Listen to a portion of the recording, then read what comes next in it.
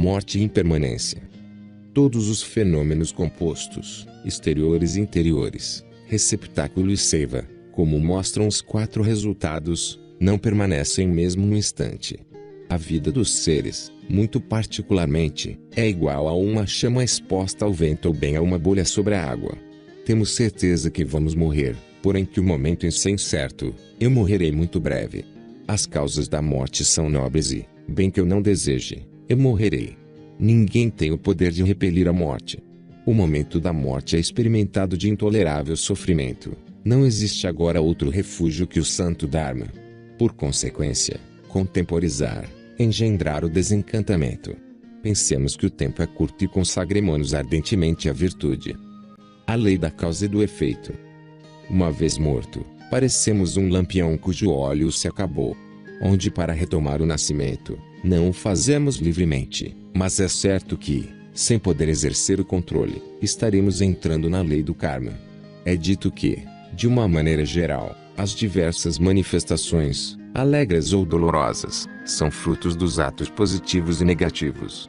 Do cumprimento dos 10 atos positivos vem o nascimento nos mundos afortunados e dos 10 atos negativos, cumprindo suas influências dos fatores perturbadores, vêm os nascimentos nos mundos infortunados. Refletiremos de maneira detalhada estes processos.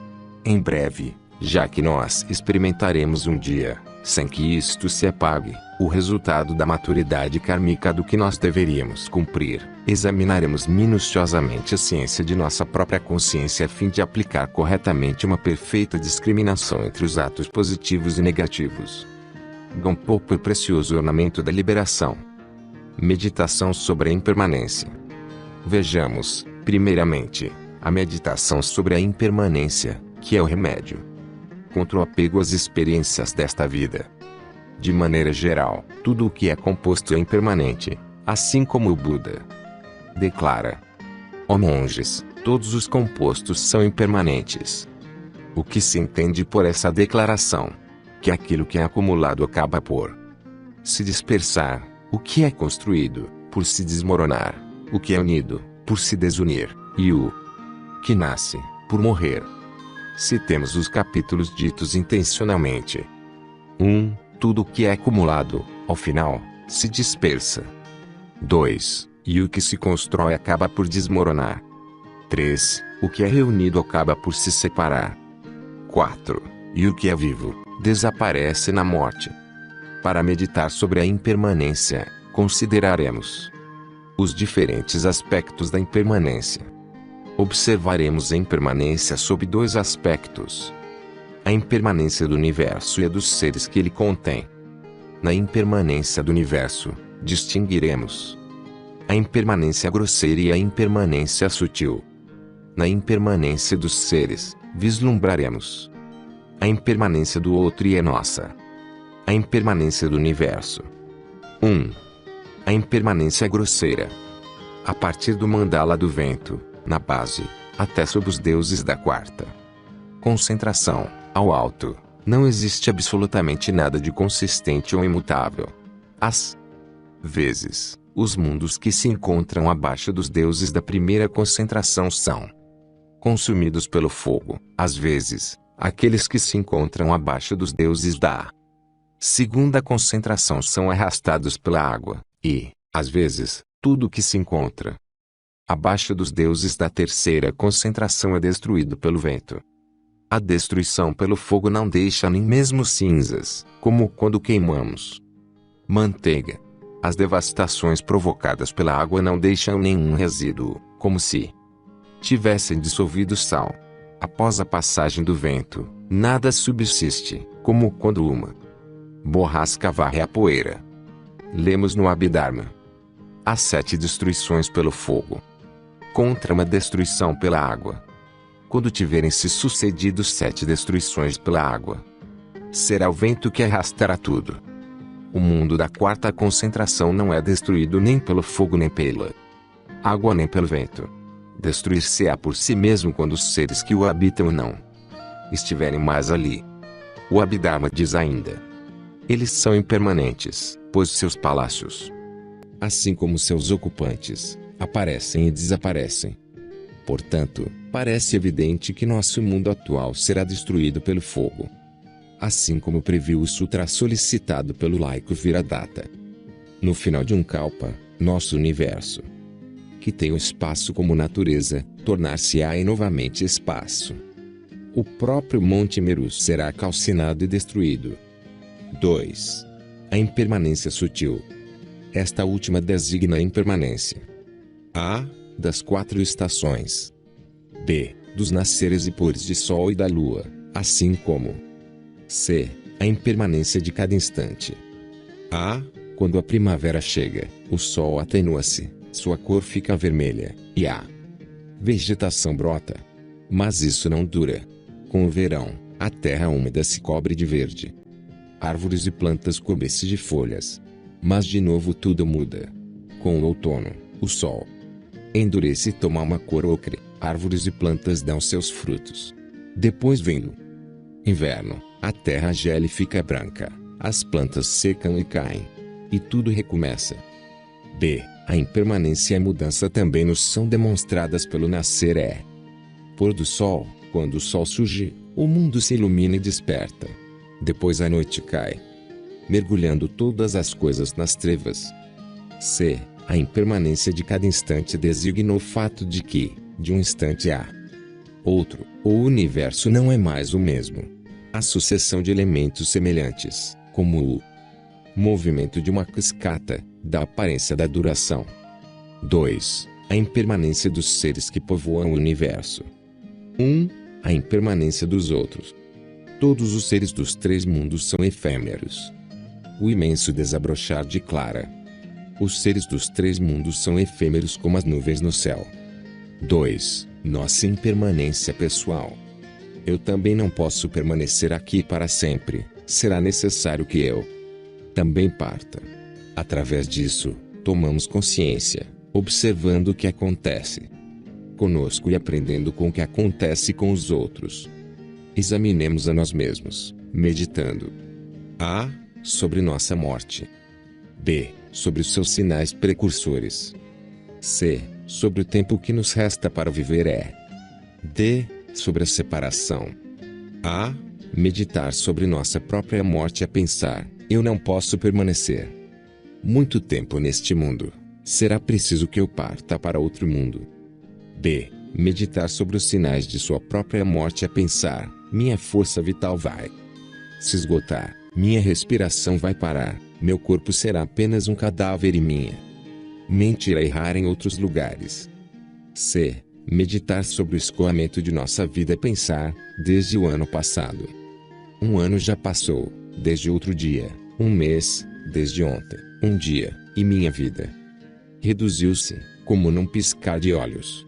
Um instante acaba de passar e minha vida perdeu mais um instante. A marcha em direção ao despertar insiste. A vida não para de decrescer. Dia e noite ela diminui. E nada nunca vai aumentá-la. Então, como eu poderia não morrer? D. Meditar sobre a separação é pensar, eu não poderia permanecer sempre em companhia de meus amigos, de meus parentes, de minhas riquezas, de meus bens, de meu corpo e tudo o que eu tanto estimo. Logo precisarei abandoná-los. Diz a marcha em direção ao despertar. Ignorando que eu devo partir. Deixando tudo para trás. Ou ainda, meditemos sobre a morte de 9 maneiras. Em 3 etapas. A. Pensemos que a morte é certa. B. Que sua hora é imprevisível e que C. Então nada terá utilidade. A. Nossa morte é certa por 3 razões. 1. Porque não existe ninguém no passado que não esteja morto. 2. Porque o corpo é um fenômeno composto. 3. Porque o tempo que nos resta a viver diminui a cada segundo. 1. Ninguém nunca escapou da morte. Ashwagandha exclama. Você já encontrou, na terra ou nos céus, seres que tenham nascido e que nunca morreram? Ouviu falar deles? Você duvida disto? Os próprios Rishis, dotados de poderes milagrosos e de uma grande clarividência, não podem encontrar um meio de fugir para um lugar onde não se morre. Todos morrem. Então, o que dizer de nós? Escutemos ainda Ashvagosa. Os grandes seres dotados de quíntupla visão, que até os confins do céu podem ir. Em um país sem morte nunca poderão chegar. Mas não é tudo, os seres sublimes como os Budas por si, os grandes ouvintes Os arates acabam eles mesmos abandonando seus corpos. Inútil, então, mencionar os seres comuns como nós. Nos capítulos ditos intencionalmente, podemos ler: se mesmo os Budas por si, e os ouvintes dos Budas, devem abandonar seus corpos. O que dizer dos seres comuns? Há algo mais convincente ainda: os próprios Budas, que vieram à Terra dotados das marcas maiores e menores, e cuja natureza é indestrutível como o diamante, abandonam, finalmente, seu corpo de aparição. Uma vez mais, o que dizer de nós mesmos? Ashvagosa pergunta. Considerando que mesmo o corpo dos Budas, sem exceção, este corpo adamantino dotado das marcas maiores e menores, é efêmero, seria preciso mencionar o corpo dos outros seres, tão ocos quanto os troncos das bananeiras. 2. A morte é inevitável, já que nosso corpo é composto e que todo composto é impermanente e destrutível, como podemos ler nos capítulos ditos intencionalmente. Os compostos são impermanentes, sujeitos ao nascimento e à destruição. Nosso corpo, que é minimamente incomposto, é efêmero e não pode escapar à morte. 3. Enfim, a morte é inevitável, considerando-se que, segundo após segundo, a vida esgota-se inexoravelmente. Cada instante que passa diminui a duração de nossa vida e aproxima-nos um pouco mais da morte. Mesmo se isso não é evidente, a morte aproxima-se inexoravelmente como a. uma flecha lançada por um poderoso arqueiro. B. uma torrente que desce de uma montanha ou C. a execução a qual o prisioneiro é levado. A. quando o arqueiro lança sua flecha, esta segue em direção ao alvo sem fazer a menor pausa. Do mesmo modo, a vida se aproxima rapidamente da morte, sem deter-se um único instante. A corda mal se distende. A flecha do hábil arqueiro voa em direção ao alvo sem nunca parar. O mesmo acontece com a vida dos homens. Assim falam os capítulos ditos intencionalmente. B. A imagem da torrente que desce e desencosta sem descanso ilustra mais claramente ainda como a vida não pode suspender seu curso um único instante. Amigos, a vida escoa, rápida, como uma torrente descendo a montanha. Mas os seres pueris não têm consciência disso. E embriagam-se, arrogantes, com suas riquezas. Lemos ainda no Dharani do precioso pináculo da grande assembleia. E, sempre nos capítulos ditos intencionalmente, como a correnteza de um grande rio, a vida escoa sem retorno. C. A terceira imagem é aquela do condenado cuja morte se aproxima a cada passo em direção ao local de suplício. Citemos o sublime Sutra da Árvore. Tal como os passos do condenado que caminha para o suplício, cada um de nossos passos aproxima-nos da morte.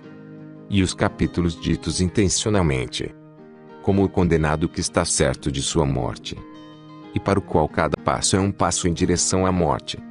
Assim o homem segue em sua vida. B. No presente, vemos a incerteza da hora da morte. A morte tem 3 causas. 1. A duração da vida não é fixa. 2. O corpo não tem nenhuma consistência. 3. As causas que resultam na morte são abundantes. 1. Enquanto a vida tem uma duração fixa para os seres humanos dos outros continentes, a duração da vida é incerta em nosso continente Jambudvipa. Aqui, ela não é fixa, no final será de 10 anos. Enquanto que no início ela era incalculável. Explica o Abhidharma. Os capítulos ditos intencionalmente descrevem esta incerteza. Alguns morrem no ventre de sua mãe. Outros morrem ao nascer. Alguns, quando sabem apenas engatinhar. E outros quando podem correr. Alguns, jovens, outros, velhos. E alguns ainda na força da idade. Mas pouco a pouco todos desaparecem. 2. O corpo não tem nenhuma consistência, unicamente composto de 6 matérias imundas. Ele não possui nada de consistente, de firme e sólido, como explica a marcha em direção ao despertar. Desprendo, primeiramente, mentalmente, a pele. Depois, com a espada do conhecimento, separo a carne dos ossos. Abro em seguida os ossos. Investigo sua medula. E pergunto-me então: existe algo de consistente? 3. Os fatores da morte, digamos, são numerosos. De fato, não há nada que não possa se transformar em causa de morte para si mesmo ou para os outros, como podemos ler no Carta a um amigo. Nesta vida varrida pelo vento de 1000 maus, e mais precária ainda que uma bolha sobre a água, é milagroso, após ter dormido, inspirando, expirando, despertar-se disposto. C. Não há nada que sirva no momento da morte. 1. Nem o alimento. 2. Nem as riquezas. 3. Nem a família, nem os amigos, nem mesmo o corpo. 1. Nem o alimento nem as riquezas. Diz a marcha em direção ao despertar. Tendo adquirido inúmeros bens e saboreado muitas delícias, como um homem saqueado pelos ladrões, nu e de mãos vazias, eu partirei. As riquezas são não apenas inúteis no momento da morte, mas são prejudiciais durante esta vida e nas vidas seguintes. Durante nossa vida, elas nos fazem sofrer, pois devemos lutar por elas, protegê-las contra os ladrões, e tornamo-nos seus escravos. Nas vidas seguintes, a plena maturação dos atos aos quais elas nos obrigaram, irão nos lançar nos mundos inferiores. 2. Os amigos e a família também quase não são úteis neste momento. A marcha em direção ao despertar diz, com efeito: quando chega a hora da morte, nenhuma criança te protege. Nenhum pai, nenhuma família podem oferecer-te refúgio.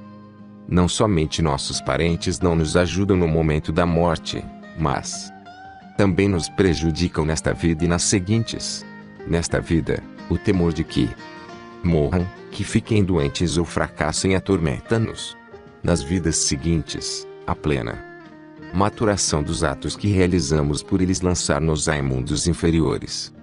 3. Quanto ao corpo, ele não vale nada, nem por suas qualidades, nem por si mesmo. Ele não nos servirá no último momento.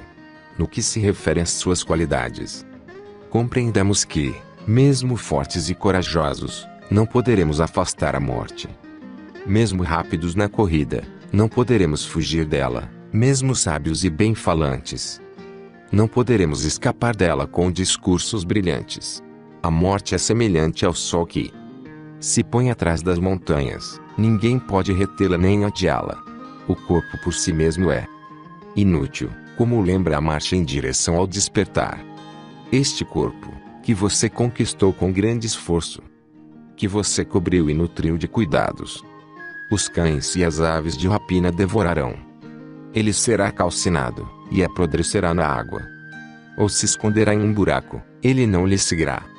Não somente o corpo é inútil no momento da morte, mas é fonte de problemas nesta vida e nas seguintes.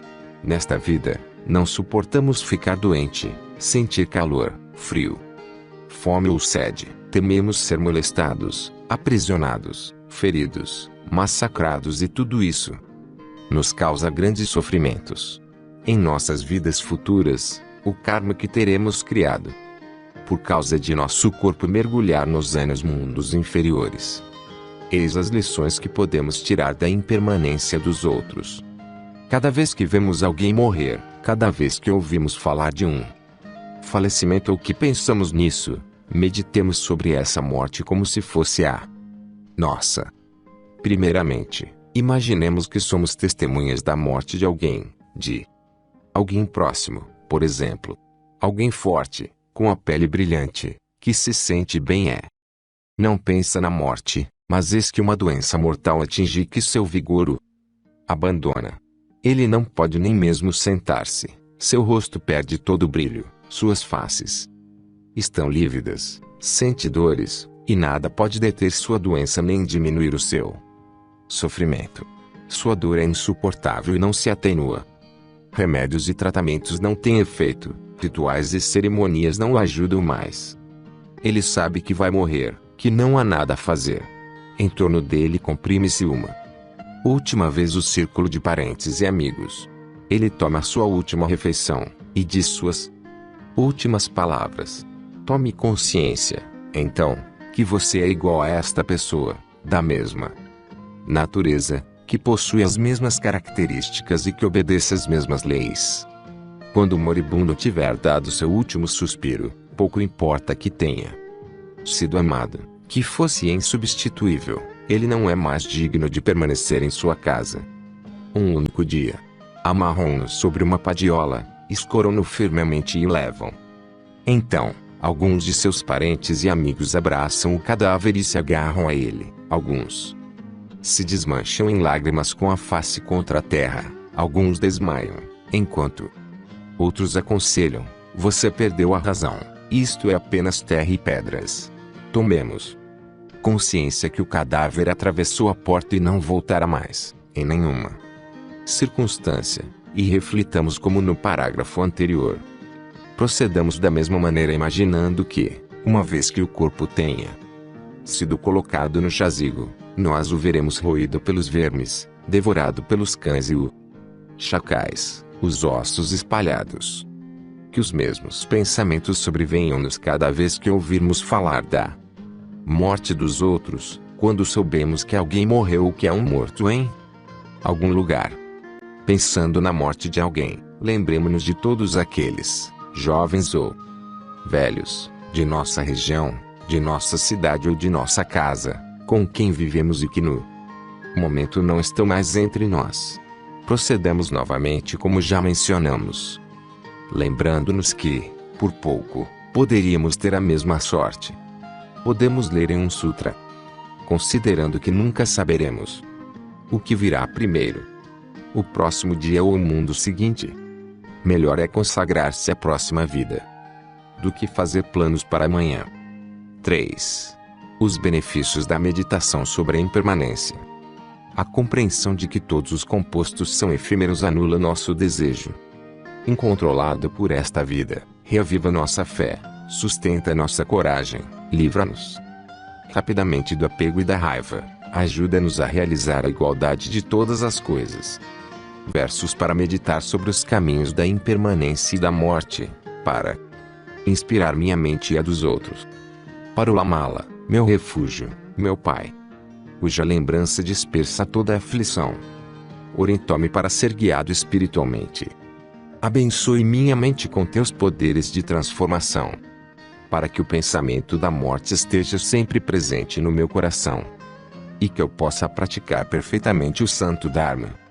Sobre os montes dourados à distância, círculos de neblina prateada flutuam sobre as pastagens.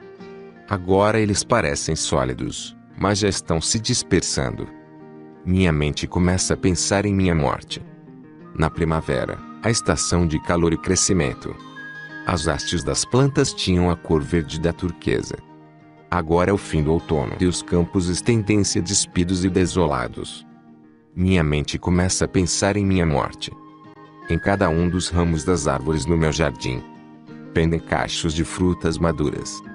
Em pouco tempo, todos terão caído no chão. Minha mente começa a pensar sobre minha morte. Acima dos picos do Monte Potala, eleva-se o sol como um guarda-chuva no céu. Agora ele desaparece, sombreando atrás das cadeias orientais. Minha mente começa a pensar em minha morte. Alguns morrem jovens, outros morrem velhos, dia após dia. Solicitam-me guiar suas almas para uma terra pura, ou para prever as circunstâncias de seu renascimento. Minha mente começa a pensar em minha morte. Nuvens cinzentas cobrem o céu e o escurecem. As primeiras gotas de chuva cairão, para espalhar-se por todos os lados por rajadas de vento violento. Minha mente começa a pensar em minha morte. No vale da vasta planície abaixo de mim, as fogueiras de comerciantes que passam brilham como estrelas. Amanhã eles vão partir, deixando apenas grama, madeira e lixo. Minha mente está na minha morte. Calor dos dias de verão, terra vibrante de vida. As mentes das pessoas estão distraídas com alegria. O frio do inverno de repente cai sobre eles. Minha mente começa a pensar em minha morte. No alto do céu, os dragões turquesa rugem em uníssono. Ao redor de mim, os cucos cantam suavemente. Mas os tempos mudaram. Onde estão agora? Minha mente começa a pensar em minha morte. Dharma, o precioso ensinamento dos despertos. É a panaceia suprema para curar todos os males da mente. Hoje em dia muitos santos de outrora nos observam das terras puras. Minha mente começa a pensar em minha morte. Quão difícil é deixar essa mãe que nos adulou. É difícil nos separar de nossos pais, amigos e relacionamentos. No entanto, com os anos que passam, nossos vínculos com eles corroem-se. Minha mente começa a pensar em minha morte. Um jovem com ambição para o futuro, com projetos para meses e anos de antecedência, está morto, deixando apenas vestígios raros de suas atividades. Onde está ele agora? Desapareceu. Minha mente começa a pensar em minha morte. O Buda compreendeu o glorioso e imortal corpo Vajra. E, no entanto, ele encenou a cena de sua morte. Este corpo de carne, sangue e osso, coberto pela pele, como uma bolha na água, está destinada a perecer. Desde o nascimento, a criança vê os pais envelhecerem. Ele os vê todos os dias dando um passo a mais para o túmulo. Como você pode me dizer, mas eu ainda sou jovem? Eu te aviso, você não pode esperar enganar o Senhor da Morte. As mentes estando inflamadas pela esperança esta manhã. Os homens falam de subjugar inimigos, proteger o país. Agora a noite cai, cã e pássaros se alimentam de seus cadáveres. Quem entre eles poderia ter acreditado que hoje eles iriam morrer? Procure por alguém com pelo menos 100 anos de idade. Informe-se com as pessoas do seu país. Se você encontrar apenas um, você terá muita sorte. Você não acha que sua própria morte é certa? Se você olhar de perto e contemplar profundamente as pessoas e os objetos que aparecem ao seu redor, você pode ver que tudo muda constantemente com o tempo. Tudo se torna então uma lição sobre a impermanência. Lembrou-me desse corpo quando era de uma criança. Então, ele gradualmente assumiu a forma de um jovem. Agora, cada um dos seus membros está deformado e desgastado pela idade. É o meu corpo e todavia, ao vê-lo não tenho nenhum prazer. A mente também é impermanente, constantemente oscilante entre sentimentos de prazer, dor e indiferença. Os frutos dos karmas positivos, negativos e indeterminados. Olhe para onde quiser, olhe para si mesmo ou para os outros. A vida passa com a velocidade do raio. Se os agentes de alma te cercarem, determinados a matar você, o que você poderá fazer? Paz, amigos, riqueza e bens brilham com esplendor diante dos olhos das pessoas do mundo. Eles se entravam nas cadeias do apego. Esse drama, quando terminará? O corpo estendido no último leito. A voz sussurrando algumas últimas palavras.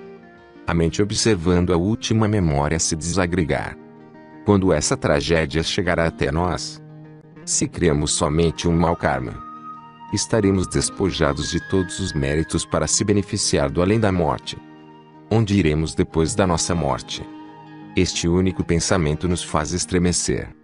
É por isso que eu e os meus semelhantes devemos nos livrar das atividades fúteis e confiarmos-nos aos lamas, Idams e Dakinis, implorando-lhes para nos preparar para a jornada para a vida após a morte.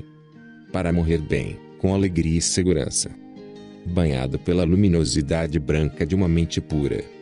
É primordial começar a preparar-se imediatamente. Adquira o domínio do significado profundo dos sutras e tantras. Graças aos versos deste poema, possam meus semelhantes, pessoas sem religião que vivem em total barbarismo, serem apanhadas nas chamas da renúncia. Que suas mentes evoluam espiritualmente e atinjam a libertação. Fim da impermanência.